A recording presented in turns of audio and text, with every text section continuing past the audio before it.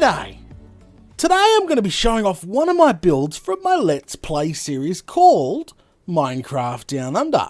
Now this build is a villager trading hall, or should I say a villager trading ship. That's right, a villager trading ship, as you can see in front of you. Look at her. She actually is fully crewed, which is quite cool.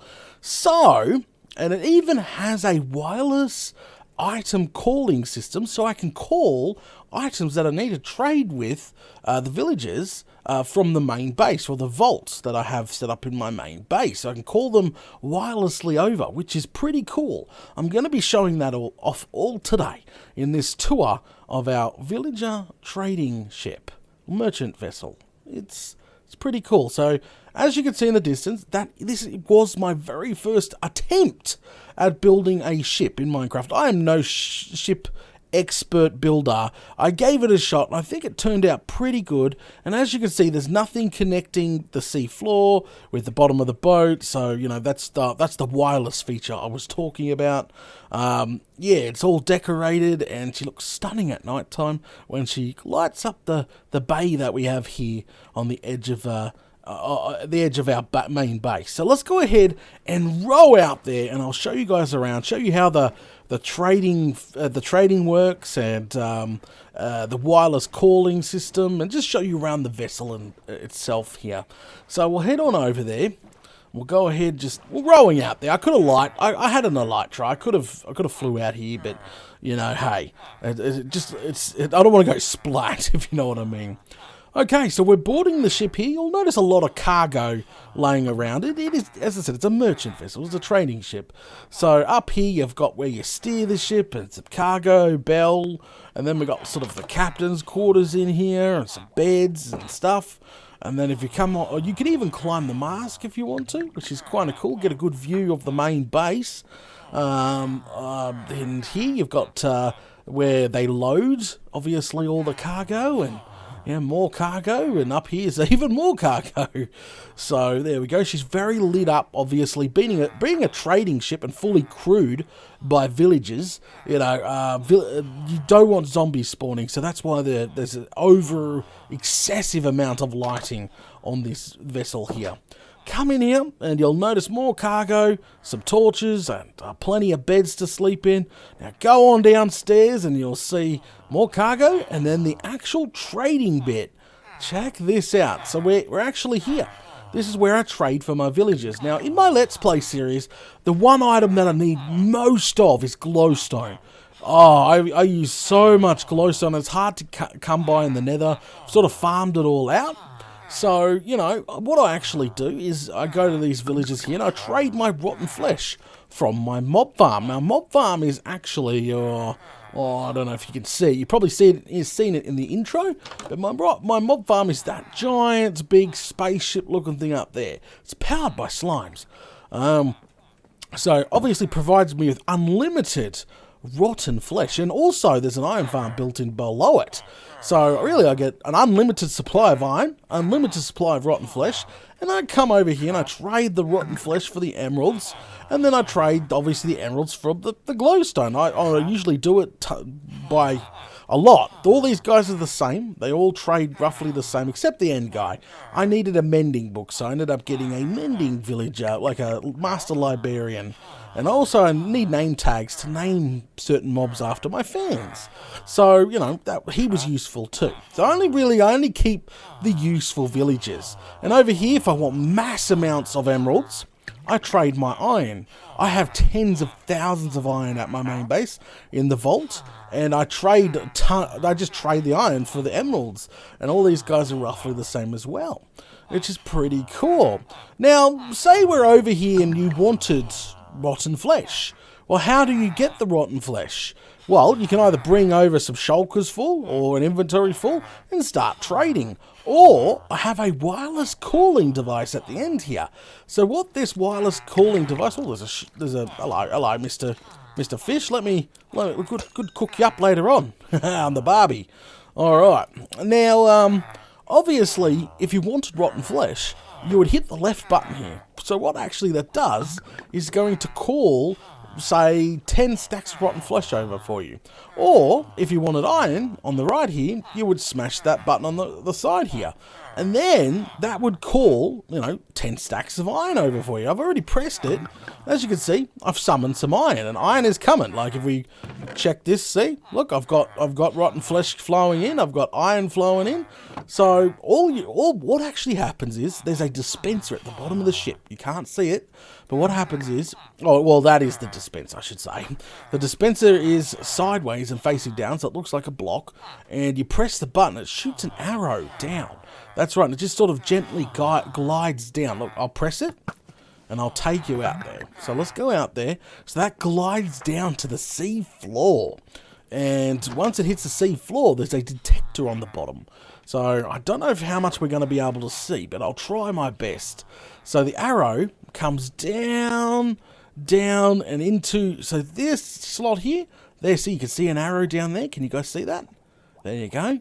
So, and on this side, this is the detector. There you go.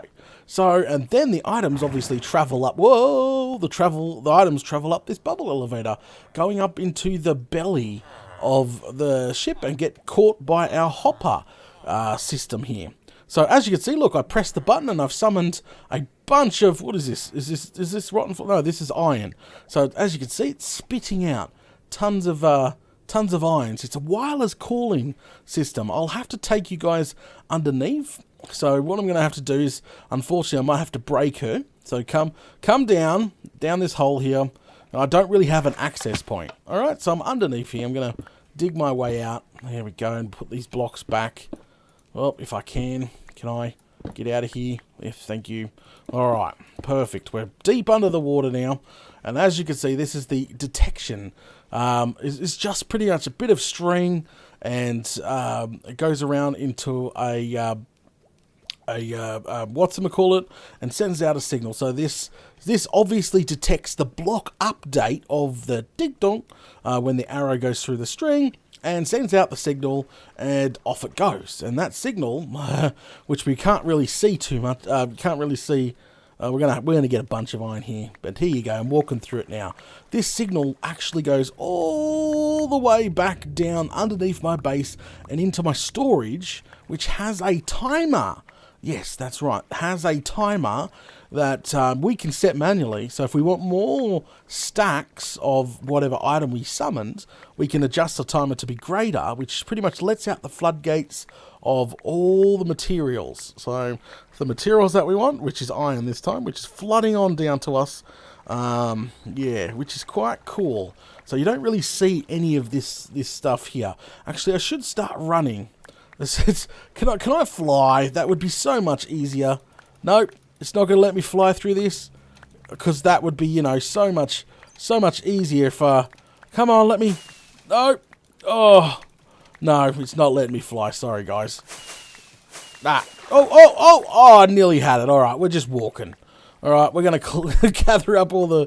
We pressed the button before we left, so it's gonna send 10 stacks over. I think some of the stacks are already there. But yeah, so we're just sort of travelling up here. You don't really, as I said, you don't see this. This is almost near bedrock, actually, where we're at. In some of the sections, we went through ravines and underwater caves and all sorts of stuff. But if we keep going here, we'll end up in the belly of the base, where you don't normally see, and this will be where the timers are, so we can summon the items that we need, which is good. And then yeah, I literally trade a bunch of iron for a bunch of emeralds, then trade them for glowstone and rotten flesh too. I just trade the materials that I've got the most of, and trust me, I have tens of thousands of iron. I have an iron farm which produces more than I can trade, which is kind of nuts. See, we're here. Oh, and the item's stopped. Okay, so as you can see, the redstone signal comes down, and I don't know if we can get, but there's the dispenser clock here, and if we can go, we might have to dig a little bit out here. I wasn't prepared for ripping anything up, but we'll get down here. So in here is the 2 clocks. This here controls how many items. So one will be rotten flesh, one will be iron. These 2 clocks here control the redstone torch, which, above the redstone torch, it lets the items through. Okay, so above this is, as you can see, the storage system. That's the storage system we can access from the top, but this is below the storage. And then this clock, when the clock turns on, powers this and turns off the torch, allowing items to flood down and into the dispenser, and it sends it over. And obviously, the longer the clock is off, well, the more items we get. So if you just add more items to the clock, you'll get more items. So I like about 10 stacks of both right now, and that's what I've got it set up to do. So over here, well, fell down the flaming hole here. Hang on a second. See if I can't get myself, yeah, a piece of cobblestone. And up here is tens of thousands of iron. There's probably 50 double chests of iron sitting up there, no problem, more. But let's see if we can get out of here so I can sort of show you where it comes from. You're never meant to come down, back down. So this is my vault. As you can see, I've got indicator lights, and on this side, yep, that's right, all those lights indicating how full this is. And it's pretty much at about 80-85% capacity. I cannot trade my iron faster than it fills. And then the rotten flesh comes from over here, which is also quite a lot. That should be flowing down. Hang on. There we go. It's all got to move and merge down to the end chest. But as you can see, tons and tons of rotten flesh I've been trading. You go through more rotten flesh than iron anyway, trading for all that. Okay. All right. Let's go ahead and put a lid back on this and head back on out of here. We sort of took the back door into the main base here, which I'll talk about more in another showcase video. But we'll go ahead and head on out of here. And it's currently nighttime. I can show you guys what she looks like at nighttime. And there we go. See, we started off over on the trading ship, and we ended up at the belly of the main base there. There she is. How cool is that? I reckon she is definitely a very unique trading hall. Alright guys, thanks for watching. Don't forget, if you enjoyed the content, make sure you share this with your friends, share it on your favourite social media, especially if you thought it was cool. Share it on your favourite social media, make sure you comment below, smash those buttons, and I'll catch you all later.